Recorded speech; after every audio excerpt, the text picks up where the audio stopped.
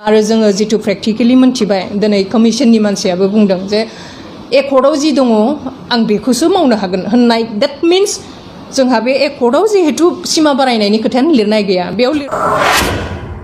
आरो जोंहा मोनसे फोथायनाय दङमोन एनडिएफबिजों जुदि सुक्तिया जायोमोनब्ला हयथ' बिनिख्रुइ साबसिन हामसिन जागौमोन होननानै जोंहा फोथायनाय दंमोन। आं सेमिनाराव बाहागो लानो थाखाय बर' वुमेन जास्टिस फरामखौबो हांख्रायनायनि थाखाय नंगौ दिनै समा थिनदों जोंखौ दिनैनि जितु टपिक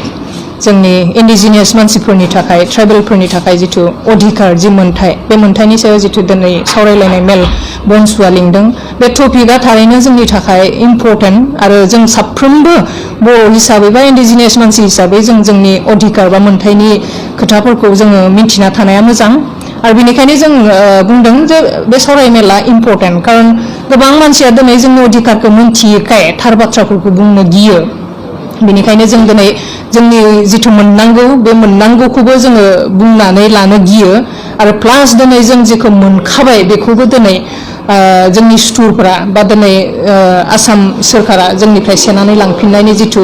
षड़यन्त्र खालामगासिनो दङ बे मोनसे जोंनि थाखाय गिथावथाव थासारि। डेफिनेटलि जोङो दिनै बिटिआर एकर्डनि जिथु एमअएस बेखौ दिनै जोंनि बर'फ्रा साफ्रोमबो नुबाय फरायबाय नायबाय बेयाव नायोब्ला जों माखासे जिथु क्लजफोर दङ बे क्लजआ थारैनो जोंनि थाखाय गिथावथाव जेरैहाय एग्जाम्पल हिसाबै जों बुंगोन जे गामि दानख'नाय जों जेखौ बिटिसि सुक्तिनि गेजेरजों बा बिटिएडि सुक्तिनि गेजेरजों 2003 सनाव जिखिनि जों गामि मोनदोंमोन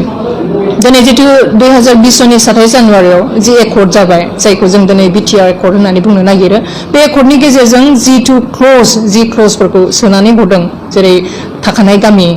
दानख'नाय बा जों दिनै लुबैदोंमोन जे गोदान एकर्ड माबा मोनसे जायोब्ला जोंहा सिमाया बारायनांगौ दिनै सनितपुर गहपुर लखिमपुर बिश्वनाथ सारियालिनि खोथा फैदों धेमाजिनि खोथा फैदों बर'फ्रा जेराव जेराव दङ बे एरियाफोरखौ जोङो सोसननोसो हानांगौमोन नाथाय जों दिनै नुबाय बे एक्सटेनसन होननाय सोदोबा दिनै बे एकर्डनि एमअएसआव गैया बेनिखायनो जोंहा दासिमबो माने सन्देह दङ थारैनो दिनै जोंनि दैदेनगिरिफ्रा बुंनाय बायदि जे बे बिटिआर एकर्डनि गेजेरजों सनितपुर बिश्वनाथाबो जे बे बिटिसिआव बा बिटिएडिआव बा बिटिआरआव हाबगोन होननाय खोथायाव जोंहा दासिम फोथायनाय गैया खारन जोङो ब्लेक एन्ड व्हाइट गभर्नमेन्ट बा जोंनि सिगनेटारि ग्रुपफोरा माबा मोनसे इनिशिएटिभ लानाय बा बेखौ बारायनायनि माबा मोनसे जि नाजानाय बेखौ जों दिनैसिम नुवाखै बा आरो जोङो जितु प्रेक्टिकली मोनथिबाय दिनै कमिशननि मानसियाबो बुंदों जे एकर्डआव जि दङ आं बेखौसो मावनो हागोन होननाय दैट मीन्स जोंहा बे एकर्डआव जिहेतु सिमा बारायनायनि खोथायानो लिरनाय गैया बेयाव लिरनाय दङ जे जोंहा थाखानाय जितु बिटिएडि एरिया बिनि कन्टिगुवास जिफोर गामि थागोन मेक्सिमाम बर' मानसि थानाय बेफोरसो इनक्लुड जागोन आरो जायफोर नन बर' बा नन ट्राइबेल मानसिफोर मेक्सिमाम 50% बारा जि गामिफ्रा दिनै बिटिसिआव बा बिटिएडिआव हाबनानै दङ बे गामिफ्रा दानख'जागोन होननाय खोथाया थारैनो जोंनि थाखाय गिथावथाव दा बेखौ होबथानो थाखाय दिनै जों साफ्रोमबो बर'फ्रा सांग्रां जानांगोन आरो बेनिखायनो दिनै नैबेबायदि सावरायमेला जोंनि थाखाय इम्पर्टेन्ट होननानै आं सानो एक्जेक्टलि जों लुबैदोंमोन जे एकर्ड जाखांनाय लोगो लोगो आरो दिनै एकर्डआ सोरजों जादों पिस एकर्ड होनना बुङोब्ला सोरजों जायो दिनै जायफ्रा हाथियार लानानै दावहा नाङो जायफ्रा गभर्नमेन्टनि एगेन्स्टआव एग्रेसिभ खामानिफोरखौ मावो बिथांमोनजोंसो गभर्नमेन्टआ सिजफायार खालामनानै मोनसे समाव सावरायनानै पिस एकर्ड जायो नङा होमबा थ' दिनै पिस एकर्ड जानाय माने जायफोरजों दिनै पिस एकर्ड जादों एनडिएफबि जाया हाथियार लानानै संग्राम खालामदोंमोन बिथांमोननि समस्यायानो दिनै मोनसेबो समाधान जायाखिसै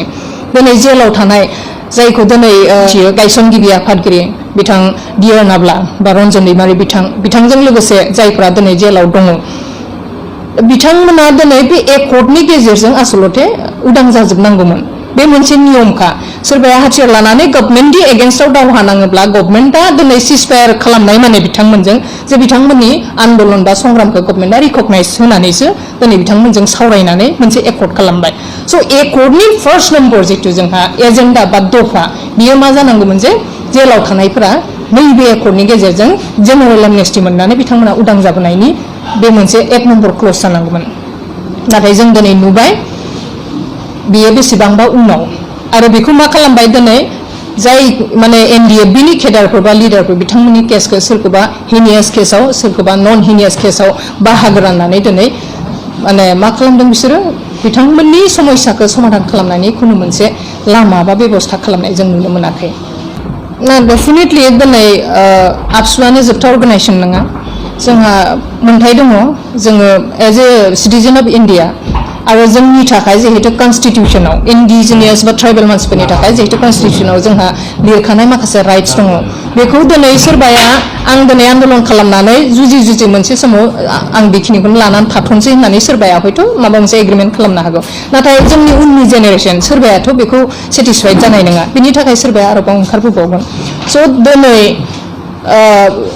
जोङो एक्जेक्टलि फानबोनाय होनगोन ना मा होनगोन जिथु एकर्ड जालांबाय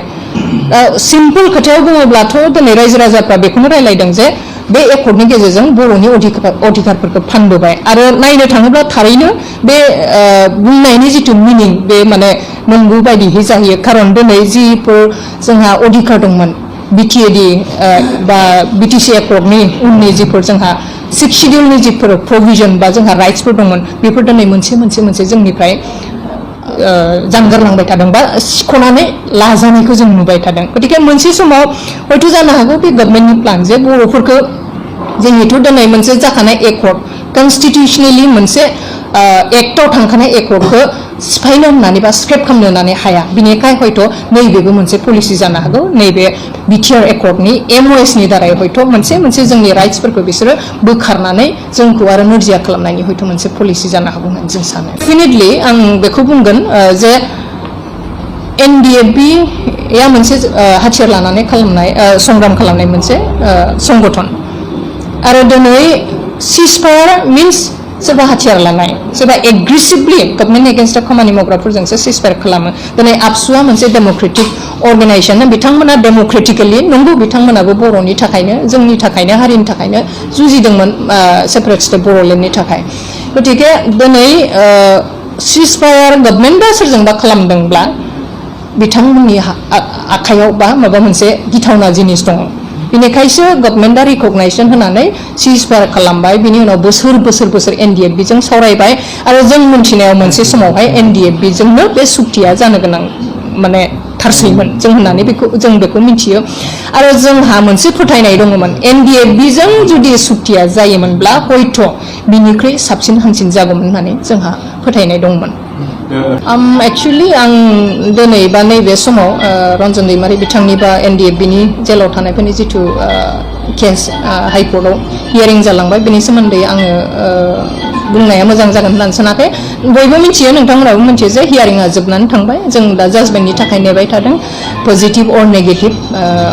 जों मिथिया माब्ला जाजमेन्टखौ होगोन नाथाय जों आसा खालामदों बे हियारिंनि गेजेरजों जाहाथे बिथांमोना उदां अख्राङाव फैनो हायो आरो बेनो जोंनिबो लुबैनाय आरो बर'नि साफ्रोमबो रायजो राजाफोरनि लुबैनाय